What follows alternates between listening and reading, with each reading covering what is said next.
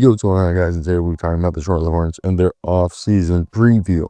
And to me, that's where I sit here, and I find it so interesting with you look at a team like Charlotte that was able to go, at this point, in the first year of the Charles Lee era, they had an interesting year. Obviously, it didn't go the way that they wanted. They went 1962. LaMelo Ball continues to suffer injuries. They do have the possibilities of having a top pick in this year's draft. They also have 2 second rounders. Now, to me, I think the biggest thing, if you look, Tre Mann is going to be a restricted free agent, which I think they would like to keep. Tre Mann is a solid defender and a guy who I think benefited from going to Charlotte in the deal. He just was a guy who wasn't even getting playing time if he stayed in Oklahoma. Now, outside of that, I think this roster needs work. So before we continue, I want to hear your thoughts down below in the comment section. What do you guys expect from the Charlotte Hornets this year and why? I think their team doing a good job in terms of they have like half their foundation there. Like I think they're a lot quicker or closer to being able to compete than not being able to compete. So that's definitely where I want to hear your thoughts. So if we just look at like what this team has, I mean, going into next year, by the way, players who have no money guaranteed, Josh Okogie in 2025-26 and Daquan Jeffries have no money guaranteed. Obviously, the money can become guaranteed if they're not waived by certain dates. And for a Hornet squad that I think, this year they ended with 29th offense, 24th in defense. So at least the defense is improving. For years, it seemed like the defense was nowhere near their offense. And if you looked at a team that was ranked, 30th in field goal percentage, 18th in field goal attempts, 28th in field goals made, while being the 11th most three-point attempted team, but they hit them at a 28th percentage in the league. So they're not efficient. They were able to grab the 10th most rebounds, so there are signs of life there. And I wonder if this is the offseason that they decide to move Miles Bridges. LaMelo Ball, Brandon Miller, Miles Bridges are their 3 20-point scorers. Then you have Mark Williams, a 15 and 10 guy. You have a 14 point per game scorer in Tre Mann, a 10 point per game scorer in Grant Williams. Nick Smith was also averaging 10 points a game. Wasn't terrible. Like, he's had his moments. And then you get Yusuf Nurkic and Josh Okogie, KJ Simpson, all playing a part of that rotation near the bottom of it.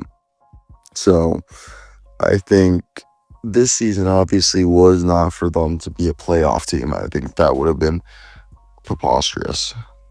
However, I believe their focus was figuring out which players were good, which players were going to be a part of the core, and evaluating the roster.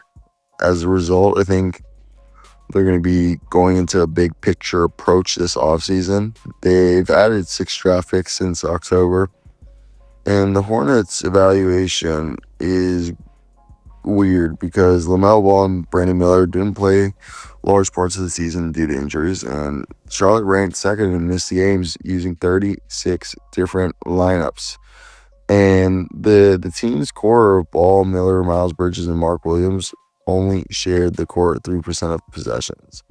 And according to Clean the Glass, the lineup was plus 2.1 per 100 possessions and averaged 121.5 points on offense, which would have ranked them in the 90th percentile among all lineups. However, a very small sample size.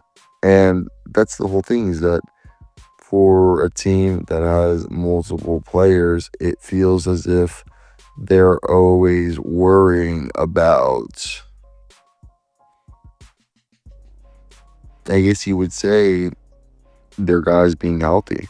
And it's starting to be this team's best ability is in availability, and that's something that could be backfiring. So the Hornets do have potential to add a great player. They have a 52% chance of a top 4 pick. I don't know do you guys like Tejan Saloon? I think he's a little bit too wet behind the ears. I could be wrong, but it's going to be interesting. And the other thing is nobody on the roster besides LaMelo makes more than $30 million.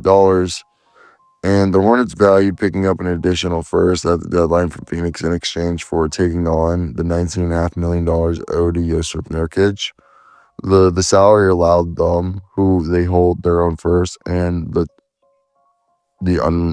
or I guess it would be restricted free agent rights of Tre Mann. They're going to be over the $154.6 million salary cap, especially if they keep Josh Okogie. But they would even have to move him, even if he wasn't on the roster, because of said finances. They're a team that already has, I think, just over 154 million committed, and they would have to move probably Josh Okogie. And I wouldn't be surprised if they looked into moving. I don't know if they could move Yusuf Nurkic or dump him somewhere, but I think they would be interested in seeing if there are some salaries that they're able to move now that we're heading into the offseason and there's no need in keeping all this extra salary. Now, for me, with those draft picks, I think there should be some sense of urgency with Ball under contract through 28 to 29. I know some people may be surprised when I say this, but he's a guy who could get traded. He's played more than 60 games only once in the past 5 years. The team went 2-24 without Ball this season, despite averaging at least 25 points in the 3 seasons. His team's offensive efficiency has ranked in the bottom 3. So, does he play winning basketball? I don't know. Miles Bridges averaged at least 20 points for the second straight season. He's one of 2 players in franchise history to have multiple 45-point games. Kemba Walker's the only other one. And after the All-Star break, he averaged 43% from the field and 32.8% from 3. He makes $25 million this year, but it dips down to 22.8. So I've said it before. If you convince like Detroit to send you, I wouldn't even ask for draft picks. I'd be like, just send me Tobias Harris and Simone Fontecchio. Maybe if you want to send any one of you young guys that you don't care about as a trade sweetener, and we'll just give up Miles Bridges and have Miles go home. I feel like that's the easiest. Now, we talked about it intermediately throughout the video, and that is, of course, Tre Mann. He was fantastic, shooting 40% from 3, and then averaged 14 points. But he was limited to 13 games due to like a back injury. He should be someone that they would want to bring back because he's a great defender, great two-way player, kind of the perfect guard they need next to LaMelo in a weird way, or off the bench as a sixth man for LaMelo.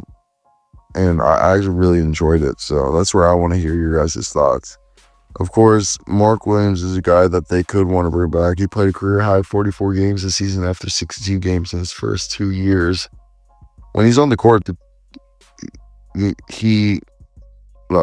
allow 120 points per 100 possessions with him on the court, which is like bottom 19th percentile, according to Clean the Glass.